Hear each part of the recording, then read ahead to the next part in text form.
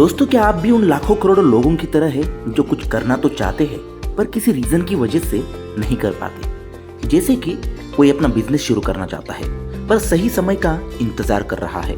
कोई एग्जाम्स के लिए कड़ी मेहनत करना चाहता है पर उसी समय उसका फेवरेट सीरियल या वेब सीरीज रिलीज हो जाता है। और आप रोज अपने करियर पर फोकस करना चाहते हैं पर घर में बहुत डिस्टरबेंस होती है। तो आप इस कहानी को ध्यान से समझ लीजिए, हो सकता है कि आपको अपनी समस्या का समाधान मिल जाए। एक इंसान अपने घोड़े पर सवार होकर अपने राज्य की सीमाओं का निरीक्षण करने निकला। घंटों तक चलने के कारण सिपाही और घोड़ा दोनों ही थक गए। सिपाही ने तो अपने पास रखे पानी से अपनी प्यास बुझा ली, पर बेचारे घोड़े के लिए कहीं पानी नहीं दिख रहा था। पानी की तलाश में दोनों आगे बढ़ गए। थोड़ी देर चलने के बाद कुछ दूर पर एक बूढ़ा किसान अपने बैल के साथ दिखा। वो अपने खेत की सिंचाई करने के लिए रहट चला रहा था। सिपाही उसके पास पहुंचकर बोला कि काका, मेरा घोड़ा बहुत प्यासा है, इसे जरा पानी पिलाना था। किसान बोला कि पिला दो बेटा। सिपाही घोड़े को रहट के पास ले गया ताकि वो उससे गिरता हुआ पानी पी सके। पर यह क्या, घोड़ा चौंक कर पीछे हट गया। किसान ने आश्चर्य से पूछा कि यह पानी क्यों नहीं पी रहा। सिपाही कुछ देर तक सोचने के बाद बोला कि काका, रहट चलने से ठक ठक की जो आवाज आ रही है उससे ये चौंक कर पीछे हट गया।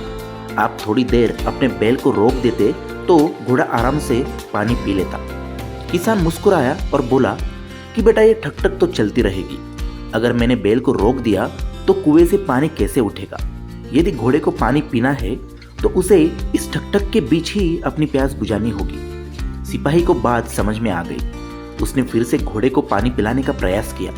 घोड़ा फिर पीछे हट गया, पर 2-4 बार ऐसा करने के बाद घोड़ा भी समझ गया कि उसे इस ठक ठक के बीच ही पानी पीना होगा और उसने इस परेशानी के बावजूद भी अपनी प्यास बुझा ली।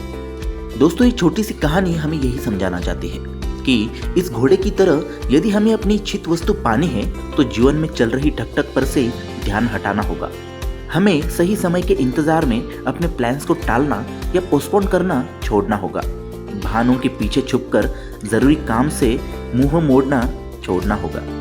हमें ये कंडीशन लगाना छोड़ना होगा कि हम आइडियल कंडीशन में ही काम करेंगे, क्योंकि जिंदगी में ठक ठक तो हमेशा ही चलती रहेगी। हमें तो इसी सिचुएशन में अपने गोल्स को अचीव करना होगा। हर प्लान में, हर इनिशिएटिव में कोई ना कोई परेशानी होती है। कभी एक प्रॉब्लम सॉल्व हो जाए तो दूसरी आ जाती है। इसीलिए हमें सही वक्त का इंतजार ना करते हुए उसी वक्त को सही तरीके से इस्तेमाल करके अपने सपनों की तरफ कदम उठाना होगा। तभी हम उन सफलता की सीढ़ियों पर चल पाएंगे, खुद को एक सक्सेसफुल पर्सनालिटी की आइडेंटिटी दे पाएंगे। इस पर जरूर सोचिए। फिर मिलेंगे। धन्यवाद।